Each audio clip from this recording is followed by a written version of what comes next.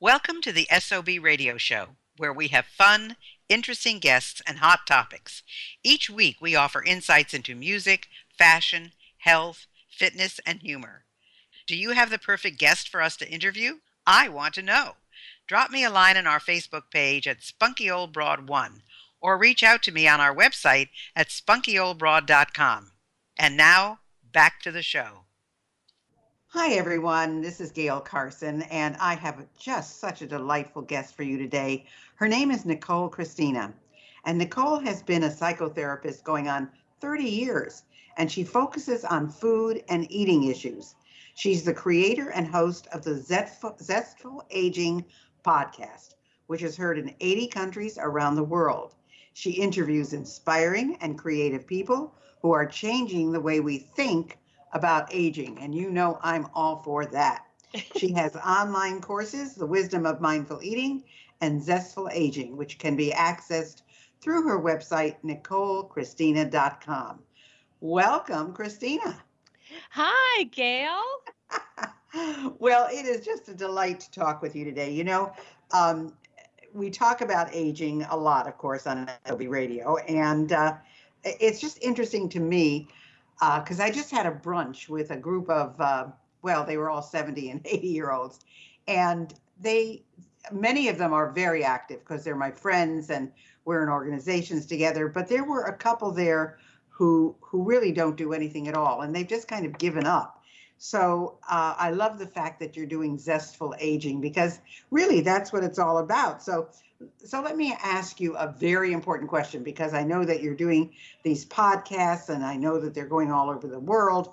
So after practicing psychotherapy for 30 years, which is a long time, my sister's a psychotherapist, so I understand. Mm-hmm. How do you make the decision to become a podcaster? That's a good question. You know, it's really I still am in private practice, and I'm very dedicated to my practice. I see mostly women, and many of them have some issues with food or eating. So I'm known as a specialist in town for eating disorders and eating problems. And I think it's an important, I feel like it's an important job, and I try to do well at it. But specializing in eating disorders is what some people may not know is it's the highest mortality rate of any psychological diagnosis. And it's really tough. You have to be patient. People are really in distress, which is why they come to a therapist's office. And, I'm sure you know this because you're the queen of reinvention. You get to the point where you feel like, I got this. I think I do a good job. I feel like I'm dedicated to it. And it's time for something new. You just get a little bit of an itch where I just, I still do it but I do it less because of my podcast. And I just felt like it got a little bit predictable.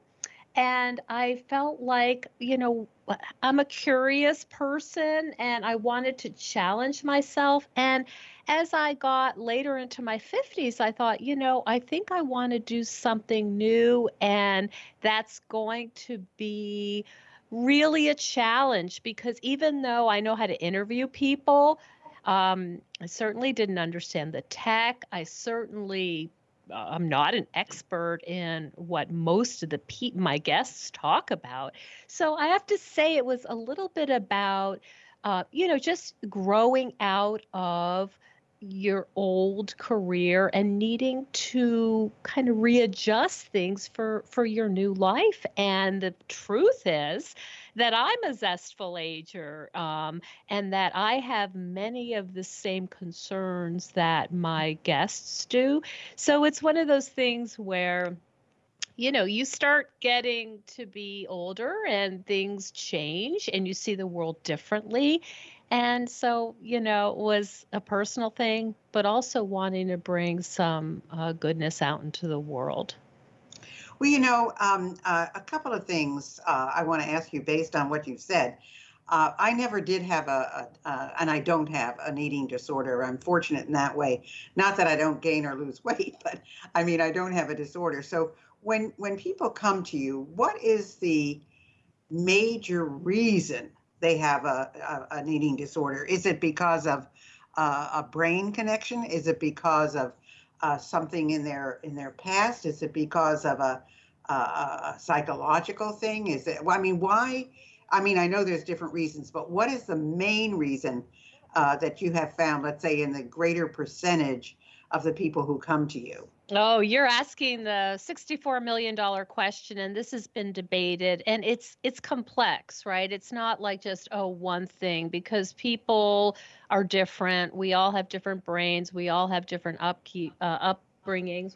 What the literature says and what the experience is a combination of a few things. The first is your personal psychology, and most of the people that I see are perfectionists. And, if you have kids, you can have the kids just kind of pop out differently. Some of them are brave, some of them are worriers, some of them are, overthinkers, whatever. Most of the people that I see who struggle with eating disorders get very rigid, forgetting about the eating disorder, rigid about everything. I have to get A's. I have to have this kind of outfit on. I have to have these kind of friends. Very much black or white thinking. So that's one piece of it. The other is sort of the family. And unfortunately, none of us are immune to this. We live in a culture that just blasts us from every side, that thinner is healthy, thinner is better, thinner is, more somehow valuable. So there's a lot of misinformation out there about what thinness will do for you, and that's really difficult to combat. So it's a combination, and everyone has their personal uh, their own brain chemistry that I think of it as fertile ground. So if you have all the things going on, some family dynamics, maybe your mom was a serious dieter and you heard it all your life that, oh, I'm so fat, or oh, I'm so gross, or I can't wear these pants. Or, I have some clients whose dad, major marathoners, don't eat fat. You learn these kind of things. And then what might happen is you go away to college and everything is new. It's a major transition. It's stressful. Well, there's a great and elegant, tidy way to take care of stress, and that is reduce it all to how many carbs you're eating, how much you weigh, how much you lose, so that's kind of like what we see. There's a fertile ground. People have a propensity towards it, and then you have a stressor, and then we're off to the races.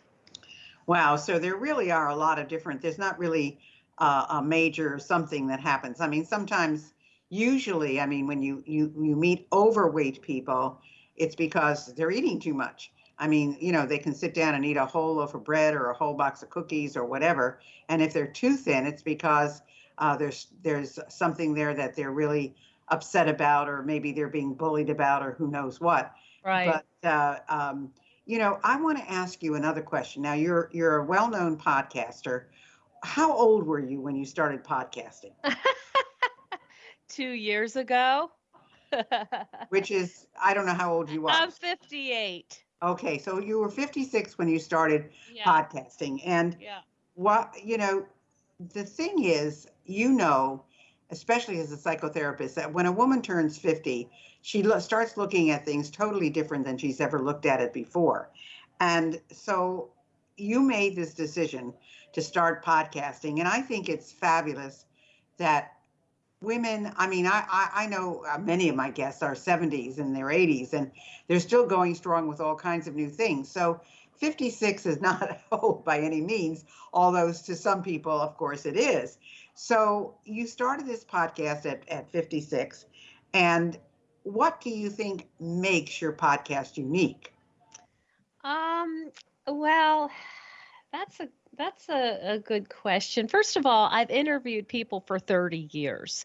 So I think, as you probably know too, it's a trick. It's not just chatting, you really have to listen. I call it even hovering attention, which is a term I learned in graduate school when I was learning to be a therapist. There is a way you're listening for a lot of different things. You want to think about themes, you want to think about how can I get this person to open up? So I have the advantage of listening very carefully for things and patterns and where the juice is, where's the good stuff, where's the gold? Because nobody just wants to hear just like, here's my story, blah, blah, blah. You want to hear the interesting stuff, the stuff that has an emotional connection. Otherwise, it's kind of boring. So have the advantage of being, having done interviewing for a long, long time. I also only ask people on my podcast that I'm really interested in. So it's easy for me because I don't have to fake it.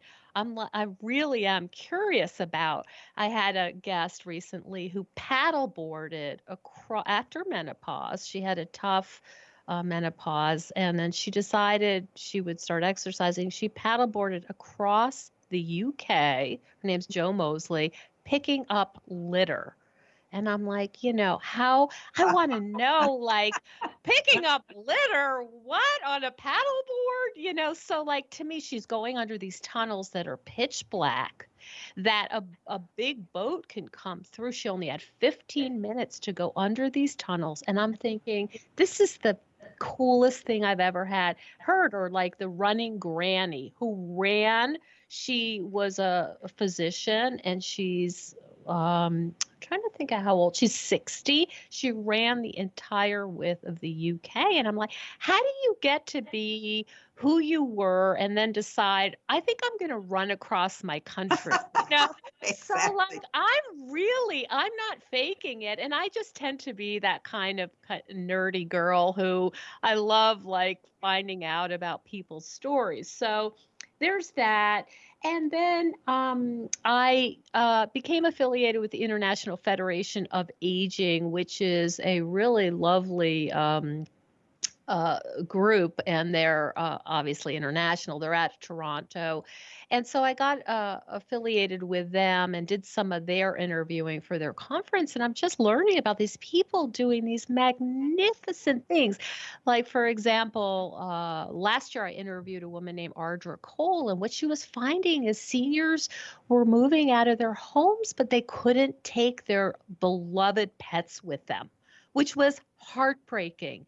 So she developed a foundation in Canada, all throughout Canada, that allows people to take their dogs with them wherever they're going. And so there's some financial support. There's all of this kind of thing. And I think this is a wonderful mission, and I get really excited by it. So I tend to be kind of excitable and interested, and I do have some chutzpah because I ask anyone who, I don't care what most of them have TED Talks. That's no big deal anymore. And so, like, I'm finding that these folks and I'm sure you've seen this too, that are, Oscar winners or Emmy Award winners or documentarians for the UN. At first, I was intimidated, and then I'm finding like they're regular people. Hopefully we can have some laughs, and it's really changed my life. So I find it to be so enriching, it's changed my life so much for the better. And it's helped me feel like I'm putting out some goodness in a world that feels really scary right now. So it's like my little attempt to balance out some of the horrors that people have to think about every day, whether it's in our country, in the world, with global warming. Just my little way of saying, hey, you guys, look at this. This is really great. Well, it's interesting because I can't even imagine going somewhere without my animals, because I'm such an animal nut. And, I think it's so wrong for people to think that a senior who has an animal that they love and it's part of the family and they talk to them and they talk back, that they would expect them to go without their animal. I mean, that's just so It cruel. seems cruel. And, some of these folks, as we know, loneliness is epidemic. And some of these folks, that animal, that dog, in the case of this particular organization, um, is the only friend that that person has. And to say, Right. I'm sorry, you Exactly. can't live alone anymore. We're going to put you in, some kind of senior housing. Oh, but you can't take your dog. I mean, that's not a real choice for that person. And I'm sure that, that heartbreak would really lead to ill health and certainly poor mental health. So that's what, I have cats now because I'm not allowed to have a dog where I am.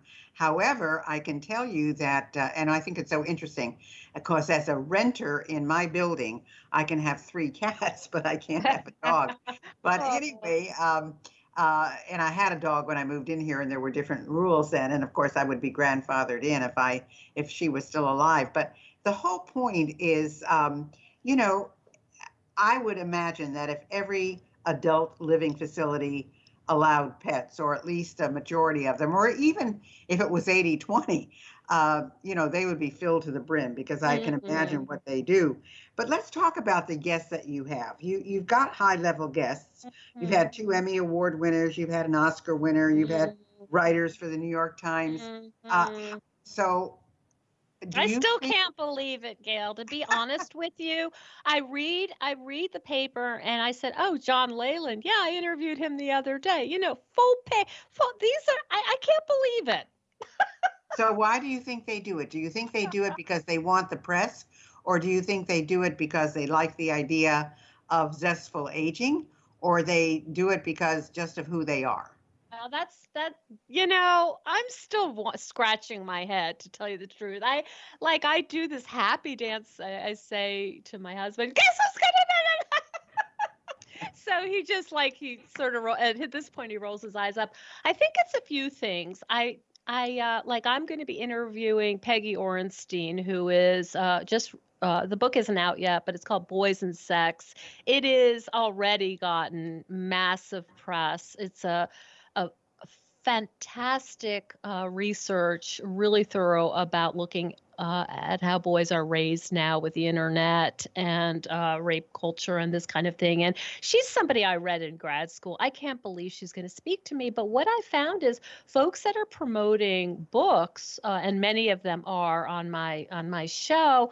It doesn't cost them anything. I ask them for 30 minutes. It's audio only. So I say, if you want to go in your PJs, that's fine with me. Nobody's going to know. So it's not a huge ask. And then I'm able to say, by the way, we're heard in 80 countries, some of which, by the way, I've had to look up on the map because I don't I know believe that because Africa we're that the same well. way. We're in 148 countries, Oh, wow. and so I do the same thing. I have no idea, and sometimes when I find out where we're number one or what's number 4 or 5 or 6 on our listening audience, I say, why? I mean, Yes, that's so it's such exactly a right. culture, right? And So we say, oh, we got a new country. Who in the Philippines? How did someone find me in the Philippines or well, in, they're quite progressive in the Philippines. I will say that. One of my subcontractors, who I use, one of my team, he works only with people in the Philippines, and they're fabulous. So ah, yeah, so it's amazing. It's just I would amazing. I would love to see, reminds me of that message in the bottle, kind of like Yes. how did it find its way there? And I would be so fascinated to know to follow the trail of how the pot and of course we're living in such an international digital community, but I would just be so fascinated in how it got to, these places that not only haven't I been, I don't give a thought about it. And I'm so grateful. I mean, I just I, it's one of those things where I'm so so happy that other people are appreciating it. The thing that's about podcasting that's tricky, and I don't know if you have this problem, but I get some feedback, but I don't get as much feedback as I'd like. So some of it you're kind of hoping and crossing your fingers that your guests will like it. I wish I had more audience involvement, and I just recently put up a new website just for Zestful Aging, saying, please tell me what you like, tell me what you want, because I want to give people what they want to hear. Right now, I'm mostly going on, hey, that sounds really cool. Let me see if I can get that person on. But it's mostly driven by my curiosity about culture, social justice, humanitarian efforts, really interesting. I have a woman who does, she's actually an actress in Hollywood, I guess you'd say, but her the way she loves to spend her time is at San Quentin, teaching people how to do hospice skills, because so many incarcerated folks, just like all of us, are aging, and you're getting a lot of folks dying in prison, and nobody knows how to handle that. And so she goes and she does a lot of hospice work in the prison in San Quentin, which is quite a remarkable contrast, because she's a movie star. So, Well, it's interesting. I've been fortunate. I've worked in 50 countries and I've seen a lot of different cultures.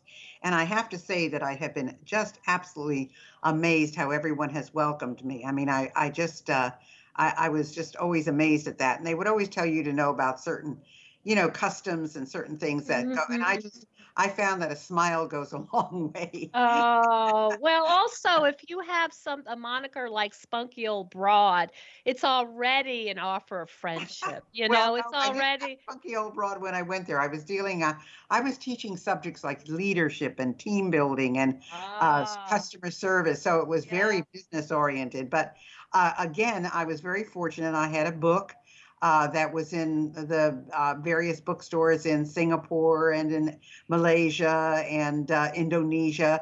A lot of Asian Wow. countries featured my book. So I was just all over the place. But we have about 3 minutes left in this segment, and I wanted to ask you, you know, you have this international lens, which, of course, as you say, you don't know really how, who, what, when, where, but I'm sure that people can find you. On the internet today, people can find anybody, really. And so they find you, and I'm sure that they must send you certain messages or missives or comments, and those have to be well received. I often get I get a lot. Well, I don't get a ton, but I get some comments from listeners and from people who receive my newsletter, et cetera, et cetera. And I always reply to everybody, even if it's just to say thank you for your thoughts, because people don't really know or believe that you yourself are reading these things, because so many people have assistants and people like Mhm. that. So I think it's great, and I think that now that you've got this new website, I think you're going to be finding that there will not be a ton of people, but there will be people who will be in touch, and I think that's important. So we've got about 2 minutes to this segment. Um, Nicole, is there something that you'd like to tell our audience before we sign off for part one? Hmm. In terms of Zestful Aging or the international aspect? Whatever you'd like. Whatever I'd like. Um, wow. Let me I talk want you about to know, Zestful I Aging just for had a cat jump into my lap, so you Oh, okay. Well, my you can dog is sleeping know. right beside me.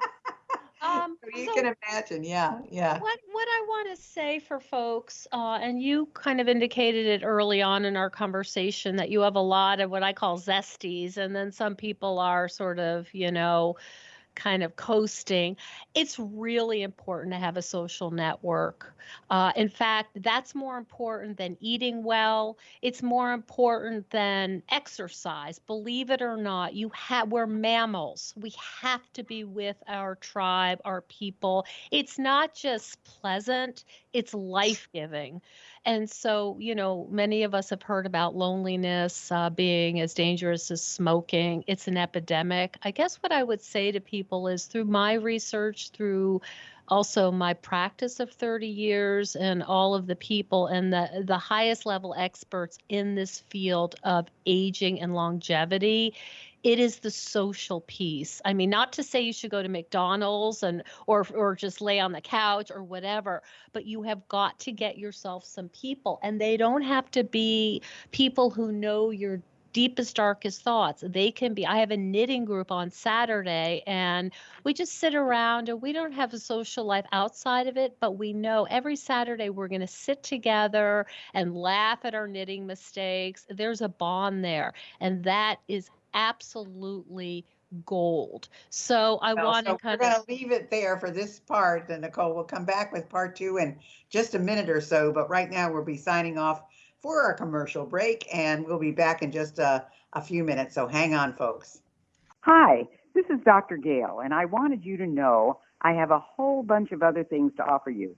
If you go to spunkyoldbroad.com, you will see an array of SOB stuff for sale and all our latest products and additions. If you're interested in getting on TV, I have a brand new course, Get on TV. And if you want to start your own business, you'll want my SOB Guide to Business Success. I know you'll love them all. I guarantee it.